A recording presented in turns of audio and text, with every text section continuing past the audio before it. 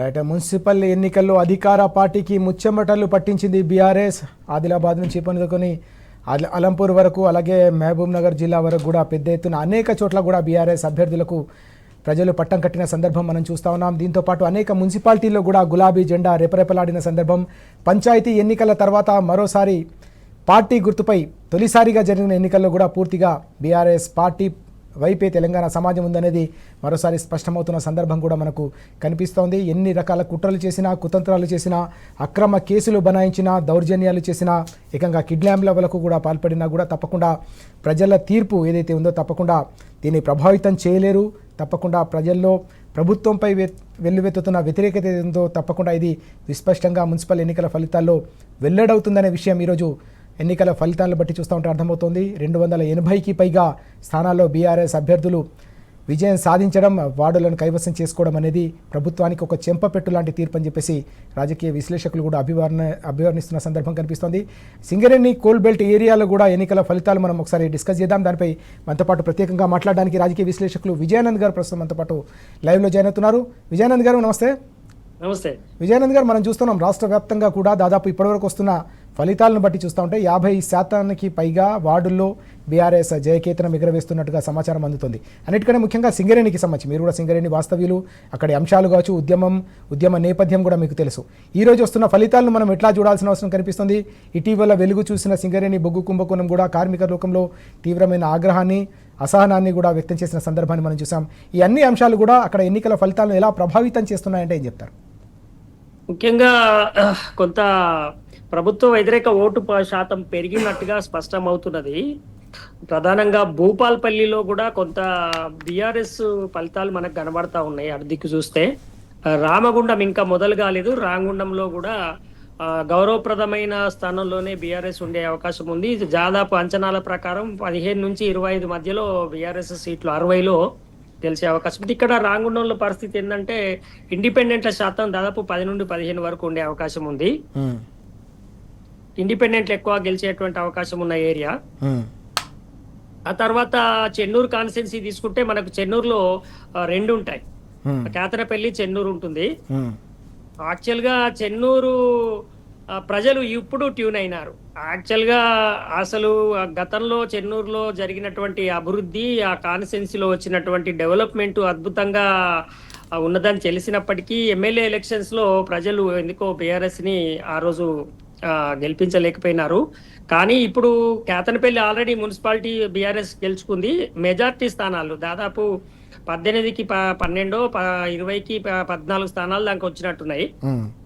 ఆ తర్వాత చెన్నూరు కూడా బీఆర్ఎస్ఏ ముందంజలో ఉంటది. ఎందుకంటే చెన్నూరులో కూడా మనకి ప్రీపోల్ సర్వేలు కూడా అన్ని ఏం చెప్తున్నాయంటే చెన్నూరులో మనకి విజయావకాశాలు బీఆర్ఎస్ కి ఎక్కువగా ఉన్నాయి ప్రజల నాడి. కానీ కాకపోతే అక్కడ బాగా అధికారం బాగా వాళ్ళు ఉపయోగించుకున్నారు. అక్కడ ప్రధానంగా మొన్ననే బీఆర్ఎస్ లో చేరినటువంటి జిల్లా పరిషత్ వైస్ చైర్మన్ రాజిరెడ్డి గారిని ఒక రోజు ముందు నుంచే గృహ నిర్బంధం పెట్టి మంత్రి గారు 2 వీలర్ల మీద తిరుగుతూ ఇంటింటికి చాలా బాగా ప్రెషర్ తీసుకొని వర్క్ చేసినారు. బీఆర్ఎస్ కార్యకర్తల నాయకుల మీద అనేక రకాల ఒత్తిళ్లు, భయాలు అవన్నీ చేసినప్పటికీ వాళ్ళ కార్యకర్తల ఇళ్ల మీద సోదాలు ఇట్లా అనేకము చేసినప్పటికీ కూడా ప్రజలు ఇప్పుడు ఇంకొకటి కూడా నాకేమనిపిస్తుందంటే ఈ బ్యాలెట్ ఓటింగ్ కూడా కొద్దిగా కరెక్ట్ అయిందేమో అనిపిస్తుంది.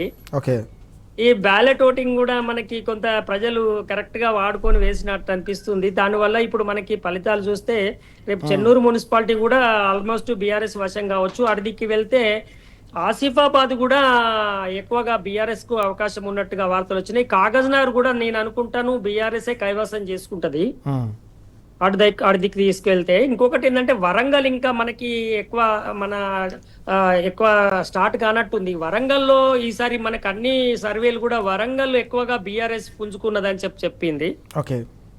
వరంగల్ ఫలితాలు ప్రారంభమైనట్టయితే గిట్ట జనగాం కావచ్చు, అక్కడ పల్లా రాజేశ్వర్ రెడ్డి గారు, ఇక్కడ బాల్క సుమను ఈసారి చేసినటువంటి కృషి చాలా బాగా పనిచేసింది.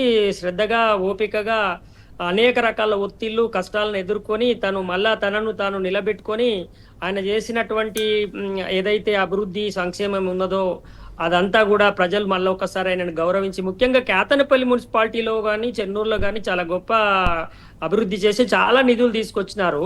ఓకే. అప్పుడు యాక్చువల్ గా ఒక 2200 మందికి ఎన్నడూ లేనిది ఇండ్ల పట్టాలు ఇప్పించినాడు ఆయన. కానీ అక్కడ ఎందుకు అప్పుడు ఓట్లు రాలేదు? ఎందుకంటే చాలా దుష్ప్రచారాలు చేసినారు, వ్యక్తిగత హననం చేసినారు, రకరకాల ఇబ్బందులు పెట్టినారు అప్పుడు.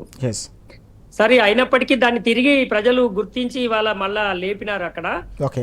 చెన్నూరు కూడా ఎప్పుడు కూడా చెన్నూరు బాగా ఇప్పటికీ బీఆర్ఎస్ కు చాలా బలమైన క్యాడరు బేసు తయారు చేసుకుని ఉన్నారు. అదంతా కూడా పనిచేసింది. ఇప్పుడు జనగామలో పల్లా రాజేశ్వర రెడ్డి గారి దగ్గర కూడా మంచి ఫలితాలు వచ్చేటువంటి అవకాశం ఉంటది. అట్లాగే ఇప్పుడు జనగామలో ఎక్కడైతే ఎమ్మెల్యేస్ ఇంతకు ముందు మనకి పోయినాయో అక్కడ దాదాపు ఒక్క సీటు కూడా రాలేదు మనకి అప్పుడు వరంగల్, ఉమ్మడి వరంగల్లో. కానీ ఇప్పుడు మున్సిపాలిటీలో అక్కడ ఖచ్చితంగా మెజారిటీగా మనకి కార్పొరేటర్లు గెలిచేటువంటి అవకాశం కనబడుతున్నట్టుగా సర్వేలు చెప్తున్నాయి.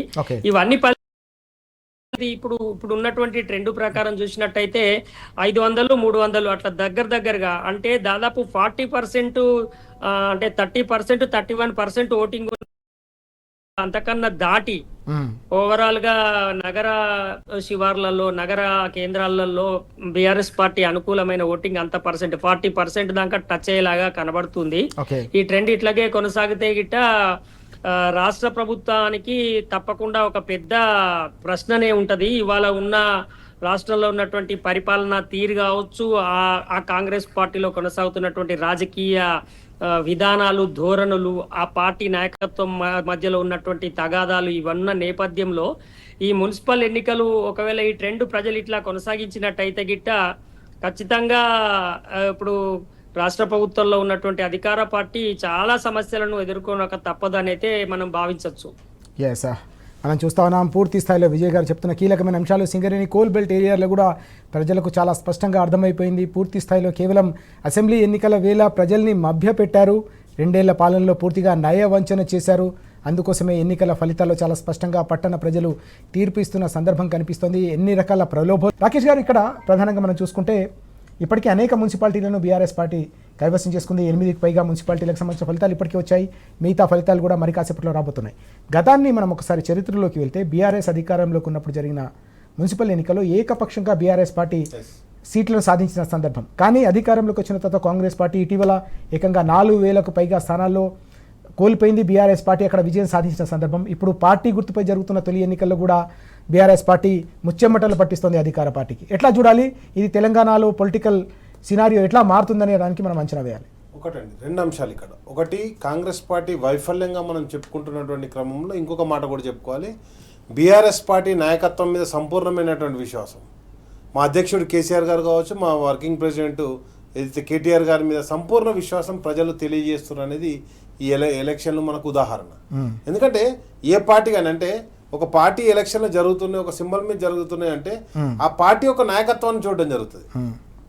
అంటే వాళ్ళ వర్షన్ ఎట్లుంది తెలంగాణ పట్ల, వాళ్ళు ఏ విధమైనటువంటి అభివృద్ధి చేశారు, 10 సంవత్సరాల అభివృద్ధి, 2 సంవత్సరాలు జరిగినటువంటి అవినీతి గురించి కంపారిజన్ చేసుకోవడం మొదలుపెట్టారు. కాంగ్రెస్ పార్టీ అంటే కంప్లీట్ గా కుంభకోణాలకు, అదేవిధంగా కేర్ ఆఫ్ అడ్రస్ గా మారిపోయింది. ఈ మంత్రి ఆ మంత్రి కాదు, ప్రతి ఒక్క మంత్రి ఏదో ఒక కుంభకోణం ఇరుక్కున్నారు. అది మొత్తం క్యాబినెట్ మొత్తం కూడా కుంభకోణాల్లో ఇరుక్కున్నటువంటి పరిస్థితి. అది నేను చెప్పింది కాదు, మీడియా సాక్షిగా బయటకు వచ్చింది. అది బొగ్గు కుంభకోణం కావచ్చు, ఏది సివిల్ సప్లై కుంభకోణం కావచ్చు, లేకపోతే ఇసుక కుంభకోణం కావచ్చు, లేకపోతే లిక్కరు ఏది హాలోగ్రామ్ స్టిక్కర్ కుంభకోణం కావచ్చు, లేకపోతే ప్రైవేట్ ప్రాపర్టీలోకి ఎంటర్ కావడం కావచ్చు. అంటే ల్యాండ్ సెటిల్మెంట్లు, కుంభకోణాలు, ఇవి 2 తప్ప వేరే ఏది కనిపించినటువంటి పరిస్థితిలో ప్రజలందరూ కూడా ఒక స్పష్టమైనటువంటి నిర్ణయాలకు రావడం జరిగింది. కేసీఆర్ గారు ఉన్నప్పుడు ప్రభుత్వం ఏం చేసింది? అభివృద్ధి సంక్షేమ పథకాలను అందించింది. ఇప్పుడు మీరు ఏ జిల్లా కేంద్రం, గతంలో 10 జిల్లాలు ఉండేవి, 10 జిల్లాలలో కూడా కనీసం డిస్ట్రిక్ట్ హెడ్ క్వార్టర్ లో అంటే కలెక్టరేట్ కూడా చక్కగా ఉండకపోయేది. ఒక ఆఫీస్ ఒక కాడు ఉంటే ఇంకో ఆఫీస్ ఇంకో కాడు ఉండేది. కానీ కేసీఆర్ గారు ఒక 33 జిల్లాలను ఏర్పాటు చేసి, ఆ జిల్లాలను ఏర్పాటు చేసిన తర్వాత ప్రతి జిల్లాలో కంప్లీట్గా ఒక సమగ్ర ఇంటిగ్రేటెడ్ ఒక కలెక్టరేట్ కట్టడం కావచ్చు. 33 జిల్లా హెడ్ క్వార్టర్లలో మనకప్పుడు తెలంగాణ సాధించినప్పుడు ఎన్ని ఉన్నాయండి మెడికల్ కాలేజీలు? 5 మెడికల్ కాలేజీలు ఉన్నాయి, ప్రభుత్వ మెడికల్ కాలేజీలు. ఈరోజు ఎక్కడికి పోయినాం మనం? 33 ప్రభుత్వ మెడికల్ కాలేజీలకు వెళ్ళిపోయినాం మనం. దాదాపుగా ప్రతి జిల్లా కేంద్రంలో ఒక మెడికల్ కాలేజ్ పెట్టిండు. ప్రతి ఒక్క పేద విద్యార్థి చదువుకునేటువంటి దిశగా చర్యలు చేపట్టేది. అంటే ఒక ప్రాంత అభివృద్ధి అనేది దేని మీద నిర్ణయం అయి ఉంటుంది అంటే ఆ ప్రాంతంలో జరుగుతున్నటువంటి మానవ వికాసం, మానవ వనరుల యొక్క అభివృద్ధి మీద డిపెండ్ అయి ఉంటుంది. ఓకే. అండ్ నెక్స్ట్ వచ్చేసి ఇంజనీరింగ్ కాలేజ్ కావచ్చు, ప్రభుత్వ ఇంజనీరింగ్ కాలేజ్ కావచ్చు, గురుకులాలు కావచ్చు, అంటే విద్య విషయంలో ఒక స్పష్టత, వైద్యం విషయంలో ఒక స్పష్టత, అదేవిధంగా పట్టణాలు పల్లెల విషయంలో కూడా ఒక స్పష్టమైన అవగాహనతో బీఆర్ఎస్ పార్టీ ముందుకు పోవడం జరిగింది. ఓకే. కాబట్టి ఈ రోజు గతంలో కేసీఆర్ గారి నాయకత్వాన్ని ఏ విధంగా అయితే ఆమోదించారో అదే విధంగా మా పార్టీ వర్కింగ్ ప్రెసిడెంట్ కేటీఆర్ గారి నాయకత్వాన్ని కూడా ప్రజలు ఆమోదించారని స్పష్టంగా ఇక్కడ కనిపించడం జరుగుతుంది. కాబట్టి ఒక అద్భుతమైన విజయం దిశగా మనం ముందుకు పోవడం జరుగుతుంది. ఎక్కడికక్కడ విజయాలు సాధిస్తున్నాం. ఆల్రెడీ మనం చూసినాం ఏదైతే అలంపూర్ కాన్స్టిట్యూన్సీ లో ఉన్నటువంటి 2 మున్సిపాలిటీలు బీఆర్ఎస్ పార్టీ విజయం సాధించడం జరిగింది. చాలా అంటే ఉమ్మడి మెదక్ జిల్లాలో, సంగారెడ్డి జిల్లాలో కూడా చాలా విజయాలు సాధించడం జరిగింది. అంతేందుకు ఇప్పుడు సిరిసిల్లతో పాటు వేములవాడ కూడా గెలుపు దిశగా ముందుకు పోవడం జరుగుతుంది. కోరుట్ల మెట్పల్లి ప్రాంతంలో కూడా విజయం దిశగా ముందుకు పోవడం జరుగుతుంది. కాబట్టి ఎక్కడికక్కడ ఈ జిల్లా ఆ జిల్లా అని కాదు, ప్రతి జిల్లాలో కూడా అద్భుతమైనటువంటి విజయాలు సొంతం చేసుకుంటూ ముందుకు పోతున్నాం. ఇప్పుడు వరంగల్ జిల్లా మనకు రావడం జరిగింది. ఏదైతే తొర్రూరు కావచ్చు, లేకపోతే జనగాం కావచ్చు, లేకపోతే అక్కడ ఇంకా మిగతా ఏవైతే ఉన్నాయో కొన్ని కౌంటింగ్ డిలే అవుతుంది, కానీ మొత్తం కూడా స్థానాలు గెలుచుకొని ముందుకు పోయేటువంటి దిశగా మనం ముందుకు పోవడం జరుగుతుంది. ఇది తప్పకుండా అక్కడ ఉన్నటువంటి అంటే నాయకత్వం యొక్క గెలుపుగా మనం భావించాలి ఇది. ఎందుకంటే ఇక్కడ కంప్లీట్ గా కాంగ్రెస్ పార్టీ నాయకులు ఎవరు, బీఆర్ఎస్ పార్టీ నాయకులు ఎవరు అని ఒక కంపారిజన్ వచ్చినప్పుడు తప్పకుండా ప్రజలకందరికి ఒక స్పష్టత రావడం జరిగింది. ఇంకొక విషయం ఏంటంటే ఎక్కడైతే అంటే అక్కడ ఉన్నటువంటి స్థానిక నాయకత్వం, కాన్స్టిట్యున్సీ ఇన్ఛార్జీలు బలంగా పనిచేసారో అక్కడ మనకు అద్భుతమైనటువంటి విజయాలను మనం సర్పంచ్ ఎలక్షన్లో కావచ్చు, ఇప్పుడు మున్సిపల్ ఎలక్షన్లో కావచ్చు మనం సొంతం చేసుకోవడం జరిగిందండి. కాబట్టి అక్కడ అవైలబిలిటీ ఆఫ్ నాయకత్వం కూడా వెరీ వెరీ ఇంపార్టెంట్ గా ఈ ఎలక్షన్ లో మనకు కనిపించడం జరుగుతుందండి. మనం చూస్తా ఉన్నాం ఎక్కడికక్కడ బీఆర్ఎస్ పార్టీ కేవలం గట్టి పోటీ ఇవ్వడమే కాదు, అధికార పార్టీకి అడుగడుగునా కూడా ముచ్చెమటలు పట్టించింది ఈ మున్సిపల్ ఎన్నికల్లో అని చెప్పి చాలా స్పష్టంగా అర్థమవుతున్న సందర్భం. సిరిసిల్లకు సంబంధించిన ఫలితాలు కూడా వస్తూ ఉన్నాయి. ఇప్పటికే బీఆర్ఎస్ పార్టీ అక్కడ సిరిసిల్ల మున్సిపాలిటీలో ఏకంగా సిరిసిల్లలో 14 వార్డుల్లో ఇప్పటికే కైవసం చేసుకున్నట్టుగా సమాచారం అందుతోంది. మిగతా ఆ స్థానాల్లో కూడా విజయం వైపు అభ్యర్థులు దూసుకెళ్తున్నారనే సమాచారం కూడా మనకు సిరిసిల్ల నుంచి అందుతున్న సందర్భం మనం చూస్తూ ఉన్నాం. ఇతర అనేక నియోజకవర్గాల పరిధిలోని మున్సిపాలిటీల్లో కూడా బీఆర్ఎస్ పార్టీ విజయం వైపు దూసుకెళ్తుందనే సమాచారం.